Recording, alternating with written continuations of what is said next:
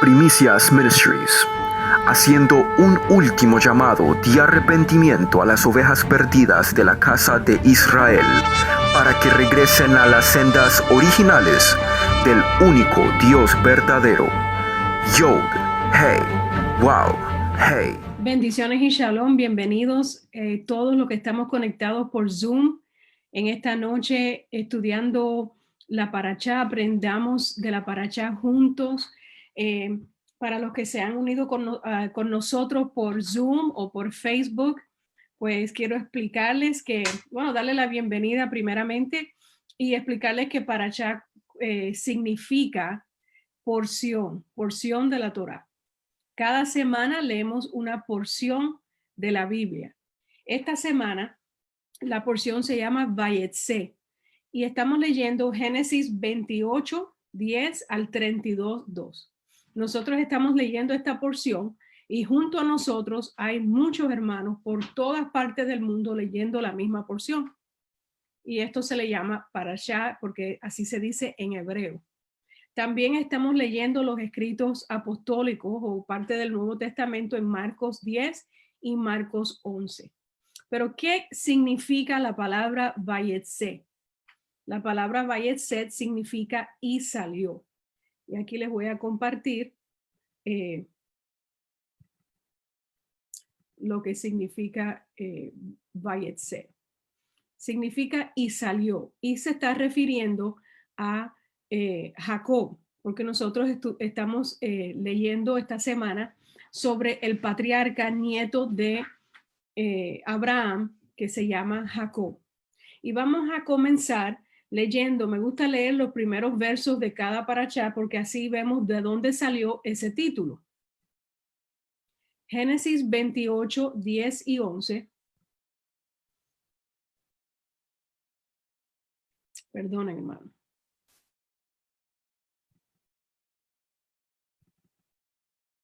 Génesis 28, 10 y 11, dice, Jacob pues salió de Beerseba y se dirigió a Harán. Y llegado a cierto lugar, pasó allí la noche porque ya el sol se había puesto. Tomó una piedra del lugar y la puso por su cabecera y se tendió, se acostó, se durmió en aquel sitio. Empezamos leyendo sobre de cómo Jacob se encontró en un lugar que después se llamaría Betel. Y allí él se duerme y él tiene un sueño o un encuentro sobrenatural con el Eterno en ese sueño. También leemos la historia de Jacob esta semana trabajando por su tío Labán para entonces casarse con las hijas Lea y Raquel. También estudiamos del nacimiento de los hijos de Jacob, de cómo Elohim prospera a Jacob, aún más que a su suegro Labán. Y terminamos esta semana leyendo sobre cómo Jacob y su familia huyen de la casa de su suegro de Labán y el por qué. Vamos a repasar un poquito de lo que aprendimos la semana pasada. Si hay algo que pudimos aprender de Jacob cuando leemos su historia en la Torá, es que si hay alguien que luchó, que trató de alcanzar y hasta manipuló para alcanzar lo que él quería, pues era Jacob. La semana pasada estudiamos de cómo él convenció a su hermano Esaú que le vendiera la primogenitura por un plato de sopa, de lentejas. También estudiamos que él engañó a su papá, a Isaac, para que le diera la bendición del primogénito de la familia. Esto dio por resultado, estas dos ocurrencias, que Esaú, el hermano de Jacob, decide que él va a matar a su hermano. Y Jacob tiene que huir de su casa. La mamá lo manda a irse a casa de su hermano Labán para que él estuviera ahí con su tío, porque Esaú había resuelto pues matarlo. Ahora, cuando él está camino a donde su tío Labán, él se recuesta sobre una piedra en un lugar que después se llamaría Betel. Él buscó una piedra y se durmió. Ahora, en términos de los comentarios rabínicos y de los comentarios en los libros de historia, dice allí que en el original hebreo, él tomó de las piedras, plural. En el Midrash dice que los sabios dicen que Jacob tomó varias piedras y estas comenzaron a pelearse entre sí, a afirmar cada una: sobre mí este justo apoyará su cabeza. Miren qué interesante. Entonces Elohim es Dios, las fusionó a todas, las juntó, transformándolas en una sola piedra. Y es por eso que el versículo 18, de donde leímos en Génesis 28, dice, y él tomó la piedra. Allí lo dice en singular. El concepto de piedras que pelean también se interpreta como una lección moral para el hombre. En una situación similar, opinan los sabios, los seres humanos ciertamente pelearían por el honor de servir a una persona de tal grandeza. Los sabios enseñan que las piedras simbolizaban a la nación que Jacob muy pronto habría de fundar. Se trataba de 12 piedras que se fusionaron en una sola y estas representaban a las 12 tribus de Israel. Cada tribu con sus propias características y con una misión propia, pero que unidas formarían un solo pueblo. Qué tremendo. Vamos a leer ahora volver a Génesis 28:12. Y tuvo un sueño, Jacob. He aquí una escalera apoyada en la tierra, cuya parte superior alcanzaba los cielos. He aquí los ángeles de Dios subían y bajaban por ella. Así que Jacob tuvo un sueño y en la parte superior de una escalera que estaba apoyada en la tierra estaba Elohim mismo, Dios mismo. Dice la palabra que de la parte superior de esa escalera, el creador del universo le habla a Jacob. Ahora, yo quisiera compartir con ustedes lo que dice la paracha escrita que nosotros recibimos semanalmente. Nos explica esta enseñanza, que la frase y se encontró es en hebreo vayifga, pero en específico la palabra encontró es pagá, que también significa orar, interceder, pedir, rogar, suplicar. Es decir, que su llegada a ese lugar no fue una mera coincidencia, sino que él fue guiado ahí para entenderlo como una respuesta a su oración. En este lugar, Jacob iba a aprender acerca de cómo opera la oración en el mundo espiritual. El comentario del Humash dice, el lugar era el monte Moriah, donde Abraham ató a Isaac sobre el altar y donde en el futuro se erigiría el templo sagrado. Y después agrega, dado que el versículo afirma que esto tuvo lugar inmediatamente antes de irse a dormir, los sabios le atribuyen a Jacob la institución de la plegaria nocturna. O sea, la plegaria se llama arbit. Es una plegaria, una oración de la noche. La de la mañana se llama shaharit y la de la tarde minha. Pero esto fue una plegaria que él hizo de noche. Y dice, como acabamos de leer, que él tuvo un sueño y he aquí había una escalera apoyada en la tierra cuyo extremo superior alcanzaba hasta el cielo. Y he aquí los ángeles de Elohim subían y bajaban por ella. Una de las maneras que Yahweh usa para hablar a sus hijos es a través de los sueños. Este en particular tenía una connotación profética muy especial. Existen muchas interpretaciones de los sabios, pero ¿qué es lo que realmente significa este sueño? La propia escritura nos los enseña. Antes de profundizar más sobre qué significa el sueño, quiero dejarles saber que cuando nosotros leemos en la Torá y he aquí, como lo leímos ahí en el verso 12, y tuvo un sueño, he aquí una escalera, y después vuelve y dice, he aquí los ángeles de Elohim subían y bajaban por ella. La Torá suele emplear estas palabras para introducir un tema significativo, un tema importante. Su uso frecuente en esta visión enfatiza la gran trascendencia del sueño de Jacob. nos muestra que fue un sueño significativo e importante. También quiero notar y mencionar que los sueños que son mencionados en la Torá constituyen medios de profecía. De otro modo, la Torá o la palabra, el Antiguo Testamento, que hace uso de las palabras con suma moderación, o sea, no por gusto, no se ocuparía de ellos. El sueño de Jacob en el monte Moriah simbolizaba el futuro del pueblo de Israel y la capacidad que posee el hombre de conectarse con el plan maestro de Dios. Hay múltiples interpretaciones de este sueño. No las vamos a poder mencionar todas, pero algunas incluyen lo siguiente.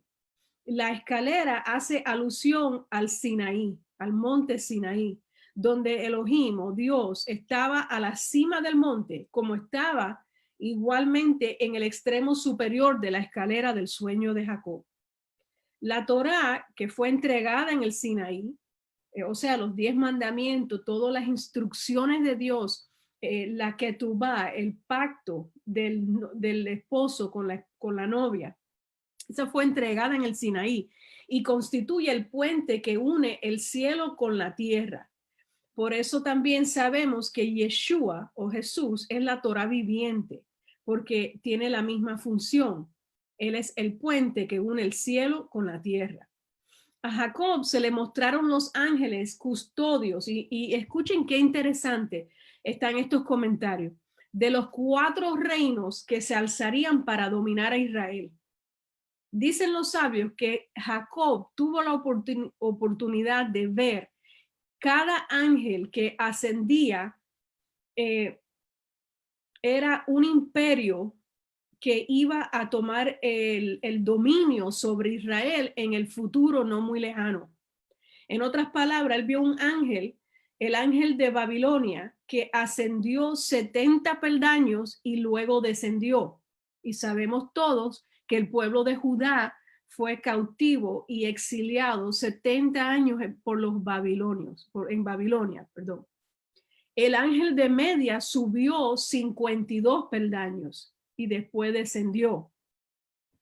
El de Grecia como 30, pero el ángel de Edom, que sabemos que es el imperio romano, continuó subiendo en forma indefinida, lo cual simboliza el exilio actual, que parece interminable. Jacob se atemorizó, dicen los sabios, hasta que Yahweh lo tranquiliza y le asegura que recibiría protección divina y finalmente regresaría a la tierra de Israel. Estos comentarios son del Humash, por si alguien lo quiere buscar. Pero volvamos a Jacob. Yahweh le promete a Jacob cumplir con las promesas que él le había dado a su padre y a su abuelo, aún durante esta temporada difícil que él estaba enfrentando. Él estaba huyendo por su vida literalmente.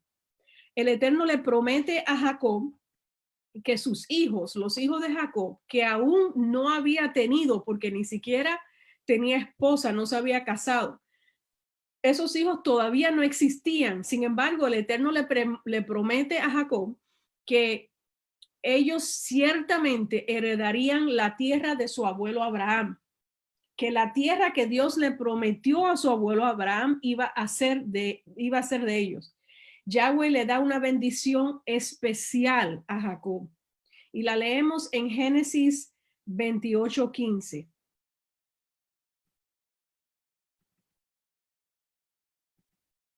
He aquí, ven que se usan las mismas palabras otra vez que muestran la importancia de este versículo.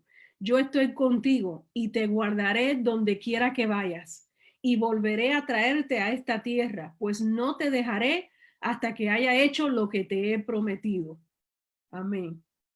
Lo maravilloso de esta bendición es que Jacob, a diferencia de tantas cosas que pasaron en su vida anterior a este evento, no la tuvo que luchar. Él no tuvo que luchar esa bendición. Él no se la tuvo que robar, no tuvo que manipular a nadie para obtenerla. Aún con todas las cosas cuestionables que Jacob había hecho en su vida, Yahweh se encontró con él donde él estaba, donde él había huido, y Yahweh, el Señor mismo, lo alcanzó. Él hace lo mismo con cada uno de nosotros. Él se encontró con él y le dio la promesa. Le prometió que lo iba a amar para siempre. Y esa promesa está vigente para sus descendientes hasta el día de hoy. Lo único en este mundo que nadie nos puede robar, quitar, que nos puede robar o que tengamos que luchar por nuestra cuenta, es por eso, es por el amor de Dios. Siempre está vigente. Verdaderamente Yahweh le trajo la escalera a Jacob. Jacob no fue a un lugar específico. Él se recostó y Yahweh le trajo la escalera a él y se encontró con él donde él estaba. Y yo no sé dónde tú te encuentras, el que me escuche, por lo que puedes estar pasando, pero nuestro Dios, nuestro Elohim puede hacer lo mismo contigo, conmigo, con nosotros.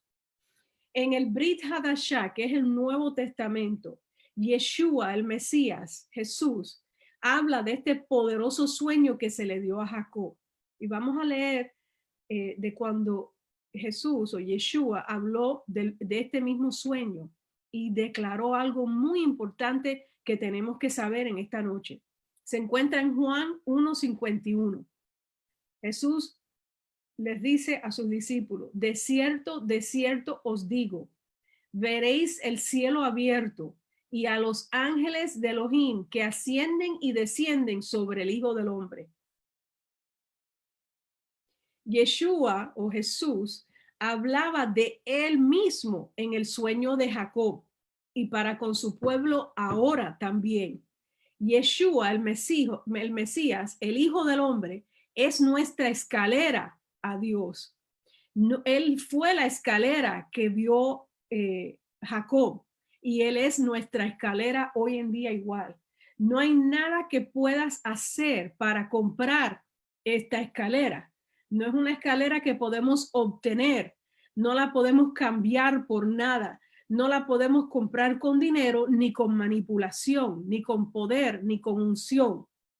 Aún si trabajas 14 años como hizo Jacob, que le trabajó a su tío Labán por 14 años, ni siquiera de esa manera puedes obtener la escalera, porque la escalera o Yeshua es un regalo que decidimos recibir o rechazar o negar. Es nuestra decisión. Y el significado de ser el recibidor de un regalo es gratuito, es gratis. Es que el que lo recibe no puede alardear de un talento, ni de una fuerza especial, ni de un poder. El que recibe este regalo lo recibe como dice Pablo o Rab Shaul, el apóstol Pablo, en Romanos. Efesios 2 del 8 al 10. Vamos a leerlo. Porque por gracia habéis sido salvados por medio de la fe. Y esto no es de vosotros, es el regalo de Elohim, es el don de Dios. No por obras para que nadie se gloríe, porque somos hechura suya, creados en Yeshua, el Mesías, para buenas obras, las cuales Dios preparó de antemano para que anduviéramos en ellas. Ya sabemos que esas obras son la obediencia a sus mandamientos y todo esto estaba preparado de antemano para todo el que recibiera el don de Dios, que es gratis, que nadie se lo puede ganar, para que nadie se lleve la gloria más que Yahweh, más que Dios mismo. Todos tenemos que oír esto, y yo sé que esto es un mensaje muy sencillo, muy evangelístico, pero se nos tiene que recordar. El amor de Dios está a tu alcance ahora, como lo estuvo para Jacob cuando leemos la porción de la Biblia de esta semana.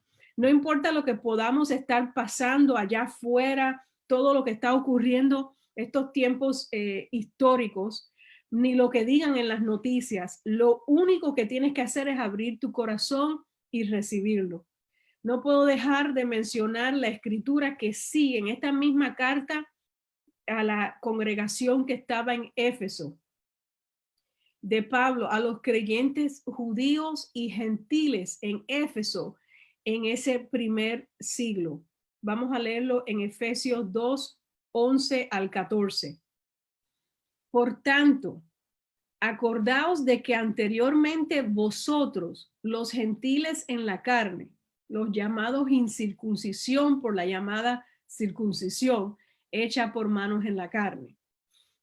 En aquel tiempo, o sea, antes, estaba sin el Mesías, apartados de la ciudadanía de Israel y extraños a los pactos de la promesa, no teniendo esperanza y sin Dios en el mundo.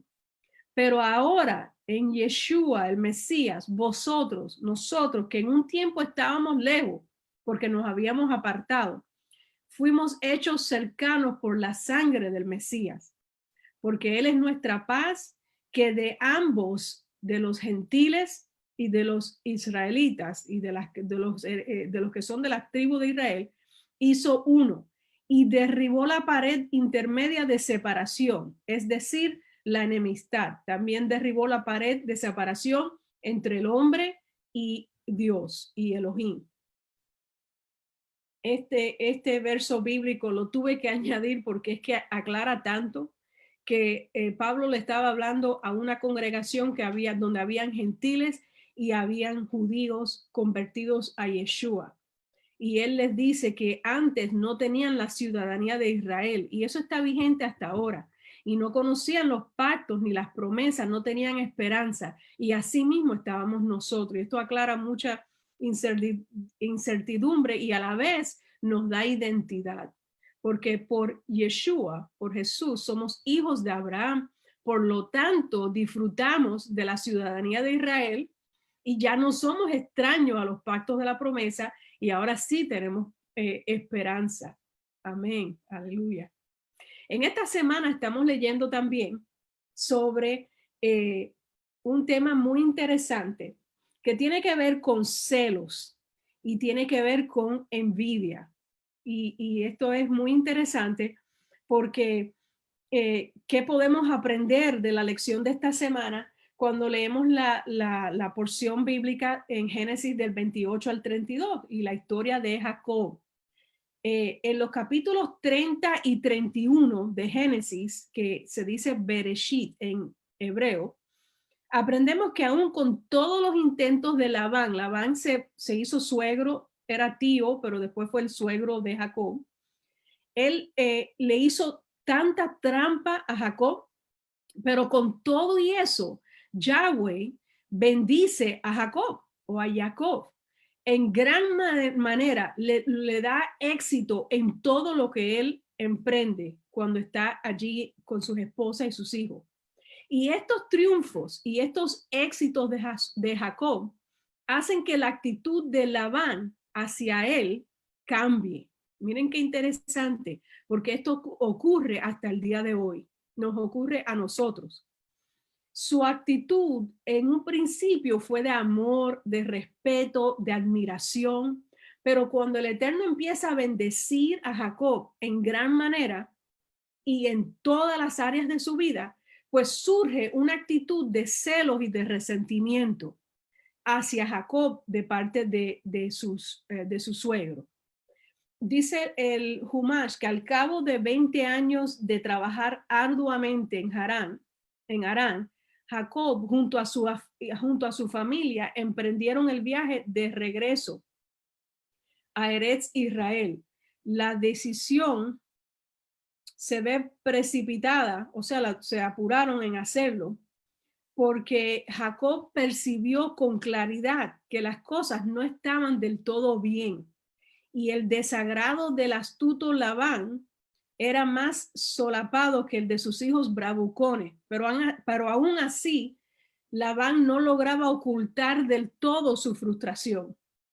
En otras palabras, Jacob vio en el rostro de Labán la frustración, el celo, la envidia, el enojo. Y esto nos muestra que siempre, y esto lo sabemos, pues las personas que ya tenemos más edad como nosotros, como yo, que el rostro de la persona refleja sus sentimientos. Y Jacob, dice la palabra, que se lo vio al suegro.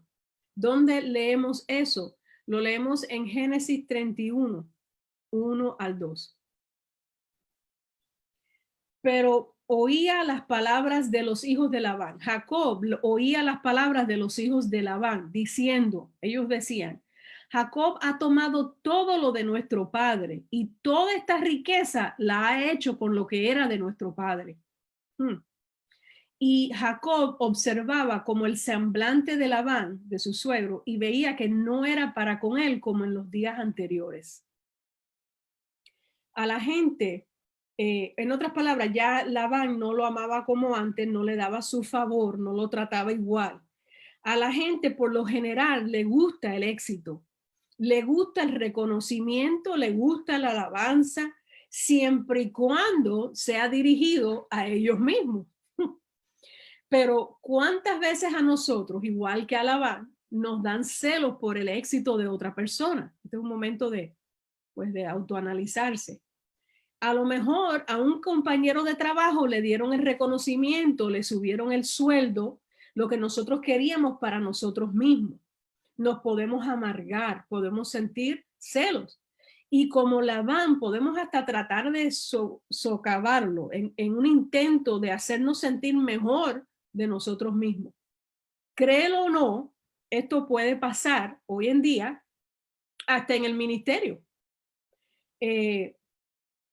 Ocurre con mucha frecuencia que líderes y ministros se le pueden enojar o le pueden dar celos cuando a un hermano Dios lo usa y en un ministerio que ellos querían tener o ellos querían ministrar ellos mismos en ese ministerio. Si esto nos ocurre, hermano o hermana que me escucha, tenemos que meditarlo muy bien, porque entonces el ministerio se ha enfocado en mí y no en el reino de Elohim. Eso hace que todo lo que yo estoy haciendo no sirva, porque nuestro Elohim, nuestro Dios, no comparte su gloria con nadie, y eso lo sabemos de la Escritura. La Biblia nos enseña a que no nos den celos por los triunfos de nadie. ¿Cómo entonces debemos de actuar nosotros? Y los que llevamos tiempo, ¿verdad? Ya sabemos estas cosas, pero esto es un buen repaso. Hemos leído en la historia de esta semana que Jacob notó en el rostro de su suegro y escuchó los comentarios de la familia que él se estaba haciendo rico porque él se estaba como que robando lo de su suegro o se estaba aprovechando. Y eso le daba celo y le daba envidia, pero todos sabemos, porque lo dice la palabra, que era que Dios estaba bendiciendo a Jacob en todas las áreas de su vida, tanto con hijos y con animales, con los pozos. Él era bendecido en todas las áreas. Y esto lo podemos aplicar, esta porción la podemos aplicar muy bien porque esto ocurre hoy en día entre nosotros. Y yo decía que esto no debe de ocurrir porque cuando nosotros estamos sirviendo porque Dios quiere que lo hagamos y es para la gloria de Él y no la de nosotros. La Biblia nos dice en Romanos 12:15, regocijarse con los que se regocijan, llorar con los que lloran. Quiere decir que si un hermano, una hermana mía está regocijándose, está alegre porque le ha ido bien, se le ha contestado una oración, recibió sanidad, le fue bien un negocio, compró una casa, tiene carro nuevo, quedó embarazada, lo que sea, yo me tengo que regocijar con mi hermana o con mi hermano. También dice en Primera de Corintios 12:26, de manera que si un miembro padece, todos los miembros comparten el mismo padecimiento, el mismo dolor. Y si un miembro recibe honra, o sea, reconocimiento, honra, Dios los respalda, pues todos los miembros de este cuerpo de Israel se regocijan. En otras palabras, dice lo mismo en esta carta, que nos debemos de regocijar juntamente a nuestros hermanos. ¿Por qué será que se nos instruye que seamos felices con los demás? Porque cada vez que Dios nos manda a hacer algo, nosotros tenemos que preguntar, pero ¿por qué será? Porque siempre hay una razón. ¿Por qué tenemos que ser felices con los demás en sus éxitos? No son los nuestros, pero dice la palabra que nos tenemos que regocijar con ellos. Hermano, la clave es, la respuesta que es tan significante es que es Dios, es Elohim, es Yahweh el que bendice a ese hermano, a esa hermana. Es Dios el que lo prospera.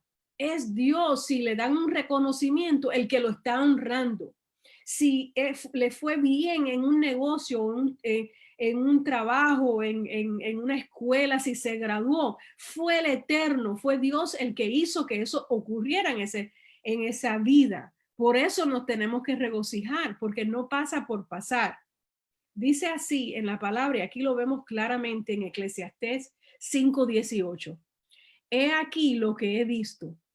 Es bueno y propio que el hombre coma y beba y disfrute del bien de todo el trabajo con que se fatiga debajo del sol todos los días de vida que Elohim le concedió, porque esta es su porción. O sea que lo que tenemos es nuestra porción, es lo que Dios quiso darnos. Dice también en verso 19, asimismo a todo hombre a quien Elohim ha dado bienes y riquezas. Vieron que es Dios el que da los bienes, es Dios el que nos da las riquezas y le ha dado facultad para que las disfrute y tome su porción y se regocije en su trabajo. Esto también es un regalo, es un don de Dios, para que no reflexione mucho durante los días de su vanidad, mientras Elohim lo mantenía absorto con el gozo de su corazón. Los celos y la envidia de los triunfos, de los éxitos de otros, tiene un nombre. Y ese nombre es codicia. Eso quiere decir que si nosotros no nos gozamos con el triunfo, con la prosperidad de nuestro hermano, y nosotros nos sentimos amargados, celosos, nos quejamos, pues nosotros estamos quebrantando, no estamos obedeciendo el mandamiento número 10, el 10º mandamiento de la Torá. Cuando cometemos este pecado, nosotros estamos cuestionando la soberanía de Dios. Nosotros estamos, cuando Él bendice a alguien, que Él decide quién Él va a bendecir, nosotros estamos entonces cuestionando, pero ¿por qué bendices a él o a ella y no a mí? Y eso no es una buena actitud para un creyente, para un conocedor de la Torá, para un israelita. La vida se vive llena de felicidad cuando escogemos, pues, regocijarnos con lo que se regocijan. Es mucho mejor. Por eso el Eterno nos da esa instrucción. Aun cuando nosotros no somos los del reconocimiento. De esta manera nosotros vivimos con felicidad y no miserables. Cada vez que se reconoce a alguien en la congregación o en el trabajo, nosotros nos debemos de gozar con esa persona. Se lo merezca o no, nosotros nos debemos de gozar. Porque el Eterno nos dice que de esta manera vamos a ser felices. Y así estamos reconociendo y enfatizando que es Dios mismo el que se lo dio. Y por eso nos podemos gozar, porque Él es soberano y Él sabe por qué Él hace las cosas. Aprendemos en esta parashá Vayetse que Yeshua es la escalera del sueño de Jacob. Que Jacob no tuvo que luchar o trabajar para obtener la bendición que Yahweh le había prometido a sus padres.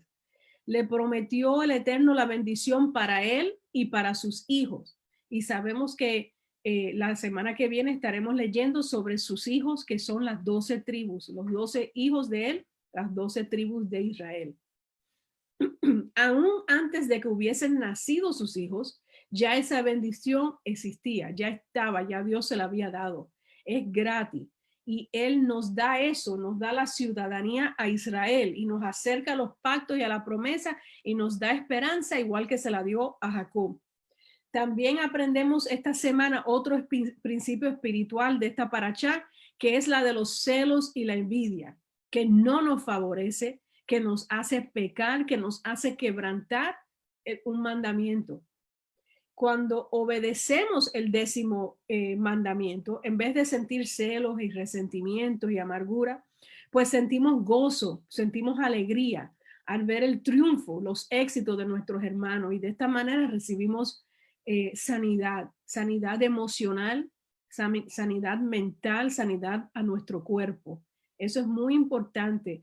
Cuando nosotros pues seguimos las instrucciones de Dios, somos sanados de todo el daño que ha causado los pensamientos que hemos tenido, que hemos llevado como una carga todos los años de nuestra vida.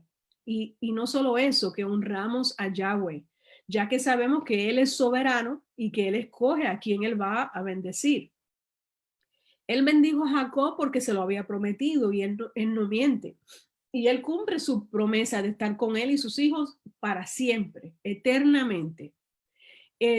Dicen los comentarios que Él le dijo a Jacob, yo estaré contigo cuando regreses a casa, porque ya el Eterno le estaba diciendo, tú sales donde Labán a la tierra de Aram, pero tú regresarás a casa y yo estaré contigo.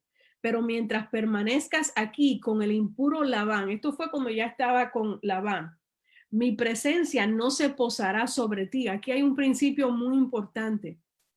El hecho de que Dios retirara su protección de Jacob, tal como se manifiesta en el desagrado expresado por Labán y sus hijos, tenía como objeto motivar a Jacob y a su familia para que se fueran de ese lugar y para que retornaran a Eretz Israel, a la tierra de Israel.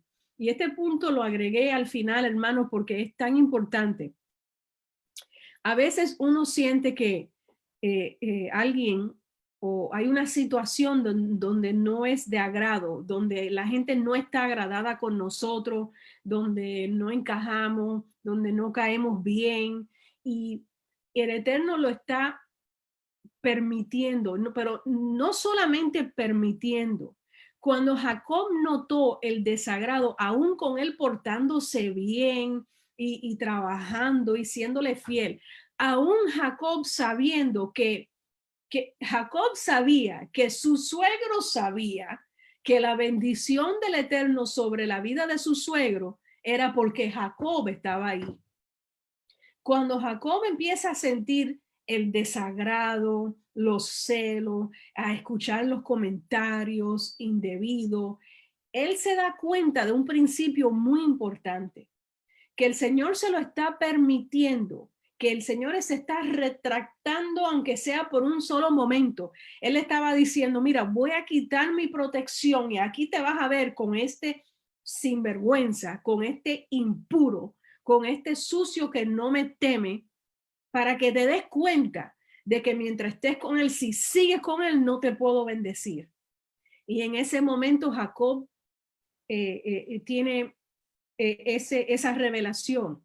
Y leemos entonces que él le habla a su esposa, a sus esposas, porque tenía más de una, con mucha sabiduría. Con mucha sabiduría, porque él no le dice a Lea ni a Raquel, no le dice, mira, tu papá es un sinvergüenza y ya Dios me mostró que yo me tengo que ir de aquí porque no me va a seguir protegiendo, no me va a seguir bendiciendo y la bendición que hay aquí es por mí para empezar. Él no le dice eso. Él es muy sabio, muy astuto y él les dice, mira, nos va a ir mejor y ha llegado el momento en que tenemos que regresar a casa. ¿Están de acuerdo? Y las deja a ella escoger. Están dispuestas a dejar a su papá porque nos va a ir mejor si nos vamos a la tierra de Israel. Y ellas lo tomaron como fueron consideradas, las dos dijeron, sí, está bien, vámonos. Yo no sé si ellas sabían, ¿verdad? Toda la poca vergüenza de su papá, pero su esposo no se lo mencionó. Solo le dijo, nos va a ir mejor si nos vamos en este momento. Aún él sabiendo, ¿verdad? Que eran planes de Dios y promesas de Dios para él. Yo espero, hermano, que esta clase le haya sido de bendición, estos 45 minutos de repaso de la Parashá Vayetze, donde estuvimos leyendo de Génesis del 28 al 32. Esta semana estaremos estudiando cada día una porción de esta palabra. Y es muy interesante porque encontramos pues joyas, encontramos comentarios y se nos va abriendo, ¿verdad?, la mente y entendemos, ¿verdad?, de nuestra identidad. Nos acercamos al Señor más y más al ir subiendo de aliyá en aliyá, de paso en paso, de escalón a escalón. El Eterno los bendiga, los guarde.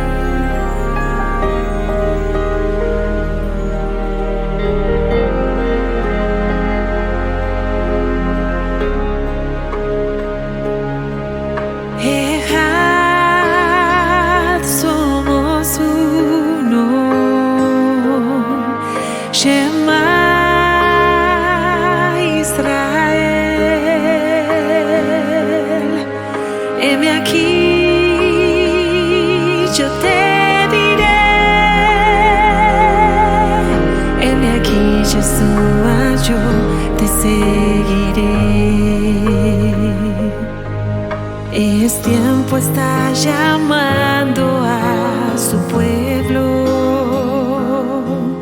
y los suyos reconocen hoy su voz. Es la voz del gran deseado, el gran maestro. Es la voz amante de mi Salvador. Ejad, somos uno. Shema Israel. Heme aquí, yo te diré. Heme aquí, Yeshua, yo te seguiré.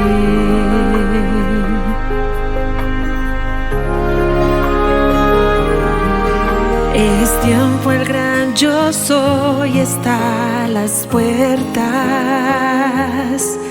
Muy pronto escucharemos el shofar, el llamado de amor de aquel que vino a esta tierra a dar su vida por salvar.